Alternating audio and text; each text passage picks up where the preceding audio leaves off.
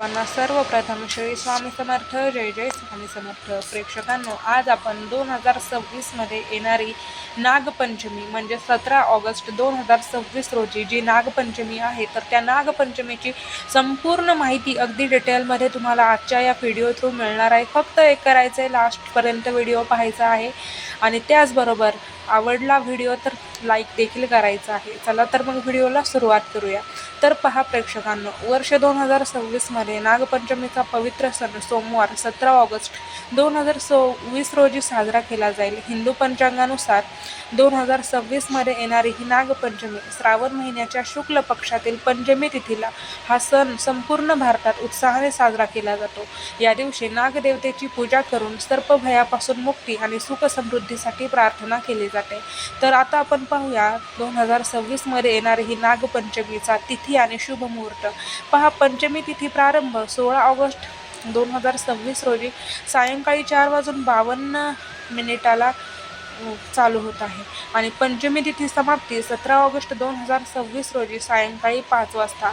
पूजेचा शुभ मुहूर्त हा 17 ऑगस्ट रोजी सकाळी 5:51 ते सकाळी 8:29 आहे आणि हा संपूर्ण कालावधी 2 तास 38 मिनिटांचा आहे.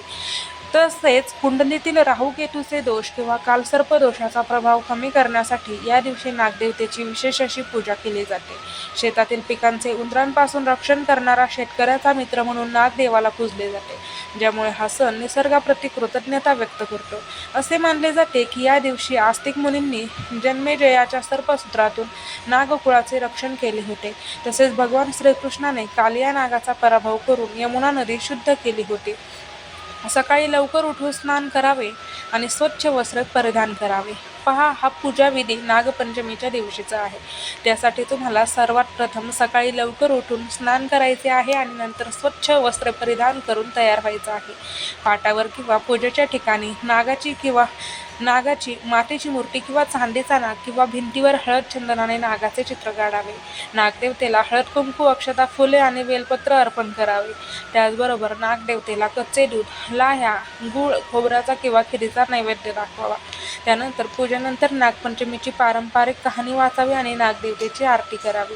तसेच पहा प्रेक्षकांनो, हे संपूर्ण ज्याच्या घराच्या आजूबाजूला हे नाहीये, वारूळ नाहीये, त्यांनी हे अशा प्रकारे सेवा करायची आणि ज्याच्या आजूबाजूला म्हणजेच त्यांच्या घराच्या आजूबाजूला कुठे वारूळ आहे किंवा त्यांना वारुळाला जाणं शक्य आहे, तर त्यांनी वारुळाला जाऊन अगदी याच पद्धतीने वारुळाची पूजा करायची आहे. आणि ज्यांना वारुळाला जाणं शक्य नाही आहे, तर त्यांनी अशा प्रकारे घरात पूजा करावी. त्याचबरोबर नागपंचमीच्या दिवशी काय करावे आणि काय करू नये, तर पहा, या दिवशी गॅस किंवा चुलीवर तवा ठेवू नये. यामुळे तव्यावर पोळी किंवा भाकरी भाजली जात नाही. त्या दिवशी भाजी चिरणे, सुरीकात्रीचा वापर करणे, कापडे शिवणे या दिवशी वर्ज्य मानले जातात, म्हणजेच कापणे चिरणे टाळावे. त्याचबरोबर या दिवशी शेतात नांगरणी करू नये आणि जमीन खणू नये, जेणेकरून जमिनीखालील नागदेवतेला दुखापत होणार नाही.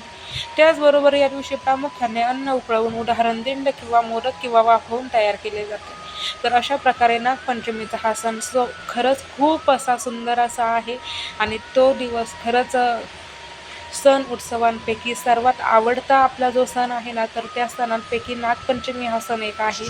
त्या दिवशी खरंच प्रत्येकजण अगदी मनापासून नागदेवतेची पूजा करतो, वारुळाची पूजा करतो, ज्यामुळे आपल्याला नागदेवतेची पूजा करून सर्पभयापासून मुक्ती आणि सुख समृद्धीसाठी आपण प्रार्थना करतो. आणि त्याचबरोबर नागपंचमीचा हा पवित्र सण या वर्षी बरोबर सोमवारी येत आहे, 17 ऑगस्ट 2026 रोजी.